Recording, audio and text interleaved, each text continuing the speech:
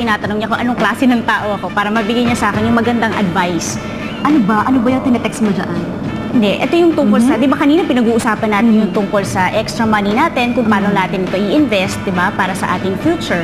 And having known na okay naman pala at safe naman pala ang ating information, basta hindi lang tayo kriminal, safety na pera natin sa bangko, tumutubo rin na interest kahit mas maliit siya, para sa mga medyo takot sa malalaking klase ng risks, di ba? Yep. So ito, ka-text ko na nga siya, tapos, syempre, alam kong medyo bagets pa tayo, pero para professional naman ang dating, mas maganda kung buo yung ano natin, tinitext natin sa kanya. Kasi syempre, professional, kahit na dinaan mo sa text, when you cannot call, text mo na lang para you can save time, di ba? Yes, sabi mo Hindi, totoo yan. I'm sure, magiging beneficial yan para sa iyo. Di ba? Eto, sanay ka bang gumamit ng T9? Hindi talaga. Hindi. Ako rin dati. Lagi ko sinasabi, hindi ako sanay. Dati hindi. Kaya lang ako, naging convert na rin ako. Pero akala ko kasi English lang yan nag-a-apply. Yung kasama nating si Bobby yan, meron siyang shinare na kahit pala Tagalog, kayang gawin ng telepono mo. Ah, talaga? Oo, kahit anong klaseng telepono, pwede? Oo, nagre-react siya, ha? Aba, talaga? Oo, kasi ganito, kunyari nag-text ka, Tagalog, pwede. Akala mo English lang yan. Hindi pala. Nagkakaroon ng memory yung ating phone. So, pag nasanay na siya, siguro give it mga 1 week, nasanay siya na ganyan ka magsalita. Pwede bang ganito? Pwede bang ganyan? Kahit iba-iba pa yung ibig sabihin ng sentence mo, babalik at babalik yung pwede. Naalala ng phone mo yun. Aba, okay. Diba? Galing, diba? Ayun. So, parang yung phone mo, talagang napapersonalize, talagang bagay sa iyo. Tagalog man yan, or English. Pero balik tayo sa English texting naman para sa mga... Malay mo, pwede, try mo. Diba? Basta tama lang yung spelling ng words kasi yung iba medyo Spanish na yata yung ginagamit na words. Marami tayong hinihiram na salita sa ating mga dialects. Yan. At ano pa ba maganda?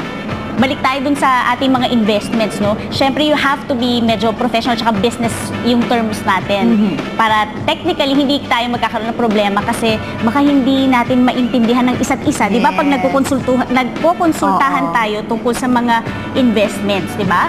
So, kailangan iwasan natin yung mga maling spelling, iwasan din natin yung mga magugulong text. Kasi pag nagbo-multitap ka, di ba, minsan nagkakamali ka ng pagte-text. Kasi hindi ka tumitingin sa telepono mo. Kahit ano pang klaseng keypad yan. Parang keypad nung may pabilog, merong ganito, iba-iba ng keypad. So, okay talaga siya na gamitin.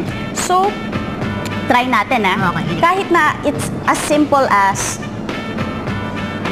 say, good morning. Good morning.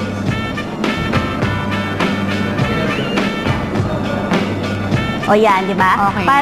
Para maayos naman at hindi naman natin mabastos yung ating ka-text, lalo na kapag siya ay napakaseryosong tao tatrabaho sa bangko at meron siyang mga investments. Isa pang tip, para sa inyo, kapag nakasakay naman kayo sa jeep or nasa public place kayo at natatakot kayo manakaw ang inyong cellphone, dahil nasa bag nyo, pwede naman kayo mag-text, isang kami lang gagamitin nyo pag naka-T9 kayo, dahil automatic po yan. Kesa sa multitap, mag-erase-erase ka pag nagkamali ka. Ang dami ko natutunan tayo ngayon, talagang tahimik lang ako at nakikinig. Sana sila rin, no, Jen?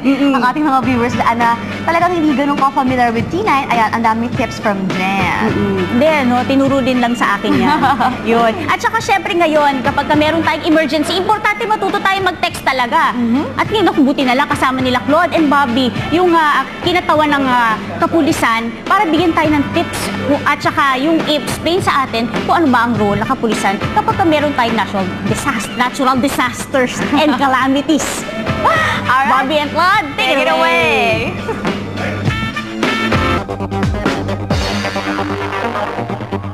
Department of Education, Commission on Higher Education, Panasonic, and Nokia in cooperation with T9 Text Input. Text right, T9 it.